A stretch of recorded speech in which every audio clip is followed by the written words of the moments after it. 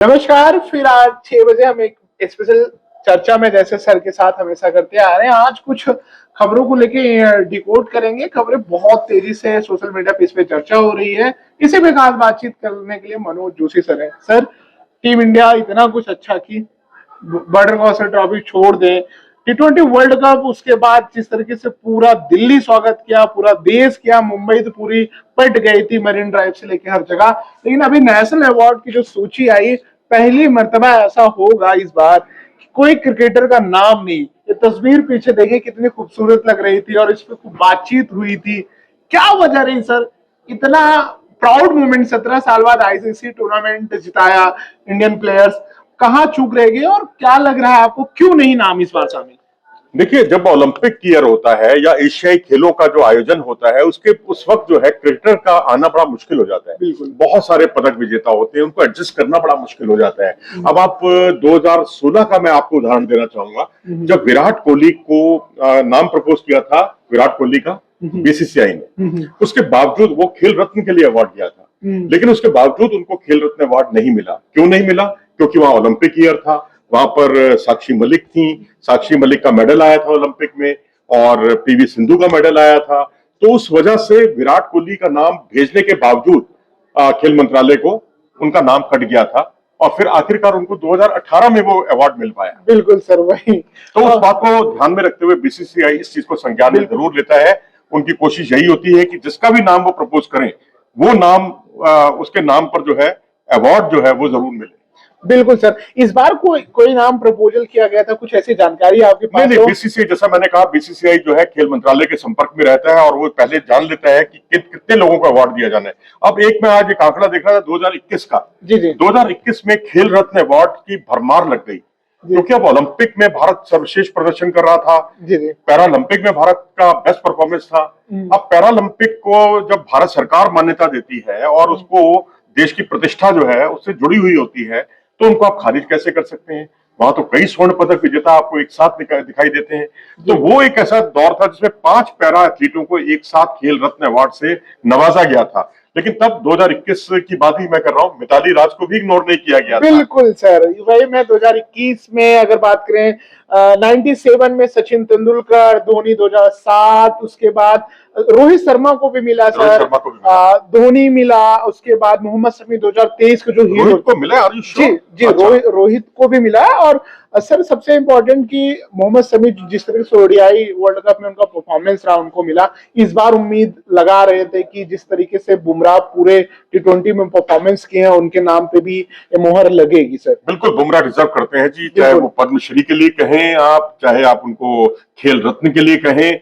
तो मेरे ख्याल से अब अगला जो वर्ष है 2025 का, जो इस वक्त चल रहा है, इसमें ना तो कोई ओलंपिक है, ना ही कोई एशियाई खेल है जी। तो मेरे ख्याल से यहाँ पर जसप्रीत बुमराह खेल रत्न के लिए अगर ऐसी परफॉर्मेंस को बरकरार रखते हैं, और वैसे भी 3 साल के परफॉर्मेंस के बेस पर ये अवार्ड दिए जाते हैं, तो वो उनका दावा सबसे मजबूत रहेगा। क्रिकेट में जहां तक सवाल है, इस वक्त बुमराह जैसा कोई नहीं, और मैं समझता हूँ जस्सी जैसा कोई नहीं है ना। बिल्कुल, तो जस्सी है वो। तो मैं तो यही मान के चल रहा हूँ कि इस बार 2025 में उनके साथ जरूर न्याय होगा और निश्चित तौर पर बीसीसीआई उनके नाम का प्रपोज जरूर करेगी। और स्पोर्ट मिनिस्ट्री ने एक अच्छी पहल भी की, क्रिकेट को भारत में बहुत चाव से देखते हैं और ज्यादा फैन फॉलोइंग है, इसलिए लोग चर्चा कर रहे हैं भाई इस बार कोई क्रिकेटर नहीं।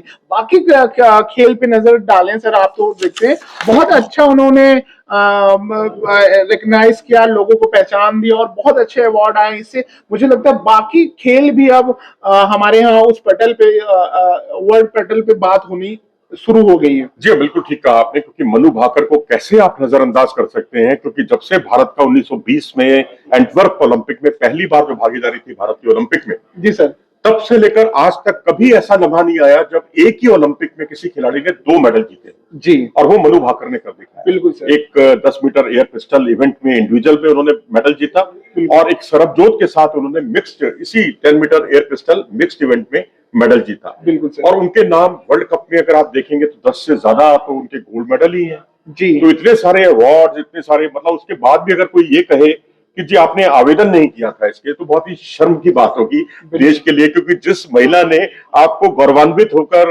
आपको माथा चौड़ा करने का अवसर दिया, उसको अवार्ड के लिए अगर कहना पड़े, बात करनी पड़े, तो बहुत शर्मनाक है। मैं समझता हूँ खेल मंत्रालय ने अपनी गलती को सुधार लिया है और ये गलती मैं समझता हूँ भविष्य में भी नहीं होनी चाहिए, क्योंकि जो फिर उसके बाद आप हरमनप्रीत कैसे भूल सकते हैं, एक ऐसा प्लेयर जिसने टीम की कप्तानी की, कुशल कप्तानी की, गोल किए खूब सारे, पेनल्टी कॉर्नर पर उनका जब उनके पास गेंद आती है हम तो बस जैसे कहते हैं ना हॉकी के साथ एक ऐसा इन्वॉल्वमेंट है कि हमने अगर सोफे को पकड़ा हुआ है तो हम और कसके पकड़ लेते हैं कि बस अब गोल होना चाहिए, अब गोल होना चाहिए। कितने प्लेयर बेचारे गालियां खाते हैं। मैंने सिर्फ जर्मनी और इंडिया का मैच लाइव देखा था, बहुत कम फॉलो अभी जो करता टेस्ट हूं। मैच हुआ था उसकी बात कर रहे हैं, तो नेशनल स्टेडियम में पिछले दिनों आयोजित किया गया। मैं तो एकदम आश्चर्यचकित हुआ था कि मतलब मैंने सुना था सर, लाइव मैच नहीं देखा था। कमाल का एक्सपीरियंस, इसके लिए मैं आपको धन्यवाद बोलता हूँ सर कि आपने इंक्रीज किया कि बाकी स्पोर्ट्स भी स्पोर्ट्स होते हैं। बिल्कुल होते हैं जी। उसके बाद जर्मन की बात करें सर, वो भी कितना अच्छा परफॉर्मेंस। हॉकी में और किन किन को सर इस बार हम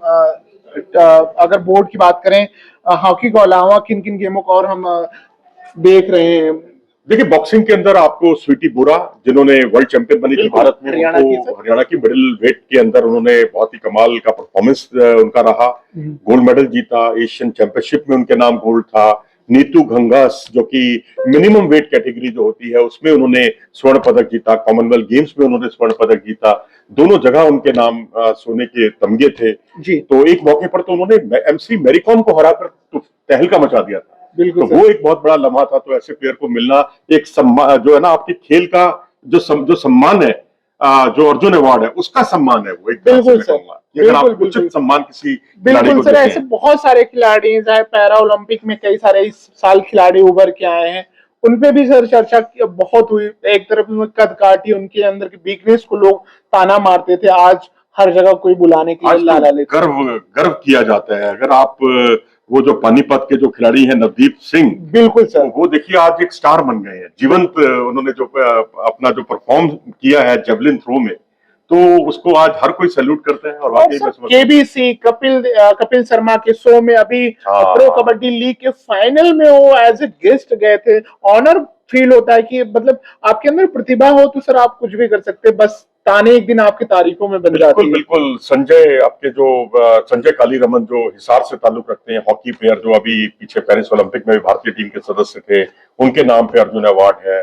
जर्मनप्रीत सिंह जो कि राइट हाफ में खेलते थे, लेकिन बढ़ते गेंद को लेकर इतनी तेजी के साथ मुस्तैदी से बढ़ते थे, लगता था कि राइट आउट की पोजीशन का कोई फॉरवर्ड खिलाड़ी खेल रहा है। बिल्कुल तो ये अपने आप में दर्शाता है कि आप मैदान पर जो दाया पक्ष है पूरा आपने संभाल रखा था। सर थोड़ा सा और जानना चाहूंगा यश मुरलीधरन के बारे में, बैडमिंटन के, और सुषमा के बारे में, दीपाली पांडे के बारे में।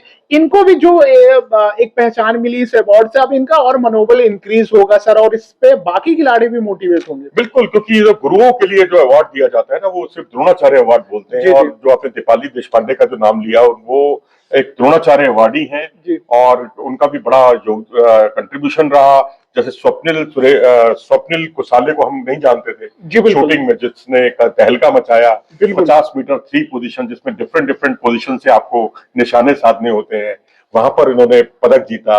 और इस कोच का उनका बहुत साथ मिला, संदीप सांगवान कोच का साथ मिला, पैरा शूटिंग में सुभाष राणा का साथ मिला। तो मैं समझता हूं कि एक सामूहिक तौर पर जो एक प्रयास किए गए, ये खेल का सम्मान हुआ। अलग अलग खेल के खिलाड़ी भी अपने आप को मुख्य धारा से कटा हुआ कई बार फील करते हैं। इन अवार्ड्स के जरिए सब एक साथ मिलते हैं और बड़ा अच्छा लगता है। और मैं समझता हूँ क्रिकेट भी इसमें बहुत बड़ी अहम भूमिका निभा सकता है। इसमें सर बस 2 सवाल आपसे लेंगे, बस एक सवाल मेरा लास्ट रहेगा। चेस में शतरंज में इस बार सबसे ज्यादा तहलका रहा, उनके बारे में थोड़ा बताया सर, कि मतलब एक पूरी प्रेरणा देने वाली स्टोरी की। 6 साल का बच्चा कहता है एक दिन वर्ल्ड चैंपियन बनते हैं, और उसके बाद जिस तरीके से हार न मानना, जीत और जीतते, आज तो अवार्ड की श्रेणी में नेशनल अवार्ड भी मिलने जा रहा। बिल्कुल, डी गुकेश देखिए, अब वो भी खेल रत्न बने हैं और यंगेस्ट एवर चैंपियन है, वर्ल्ड चैंपियन है, दुनिया के चैंपियन, दुनिया जीत ली है उन्होंने सबसे कम उम्र में। तो ये एक बहुत बड़ी बात है। एग्रेसी है, और उसके अलावा और भी कई प्लेयर एक साथ आ रहे हैं, महिलाएं भी पुरुष भी। क्योंकि हमारे समय में हम तो, मुझे याद है विश्वनाथन आनंद के बाद हमें सोचना पड़ता था। बिल्कुल, अब जीके में एक नाम और अब तो वर्ल्ड चैंपियनों की बहार सी आ गई है, मैं समझता हूँ। तो चेस जो है दिमागी बौद्धिकता का खेल है, और उसमें भारत ने अपने झंडे गाड़े हैं। जो पताका विश्व खेलों में जो लहरा रही है समय भारत की, मैं समझता हूँ अनवरत लंबे समय तक ये चले, और चेस उसमें बहुत बड़ी भूमिका निभा सकते हैं। बिल्कुल, और खेल का नाम जब सर मेजर ध्यानचंद हो, हाँ। अवार्ड का नाम तो और अलग फील कराता है सर। ओवरऑल किस तरीके से देखते हैं, आपका लास्ट टेक पूरे नेशनल अवार्ड में जिस तरीके से लोगों को नाम प्रपोजल हुआ है 17 जनवरी 2025 को राष्ट्रपति भवन में राष्ट्रपति महोदय द्वारा सबको पुरस्कृत किया पुरस्कृत जाएगा। किया जाएगा, लेकिन मुझे और अच्छा लगता है कि अब ध्यानचंद के नाम पर है और जो खेल दिवस उनके जन्मदिन पर मनाया जाता है 29 अगस्त का दिन,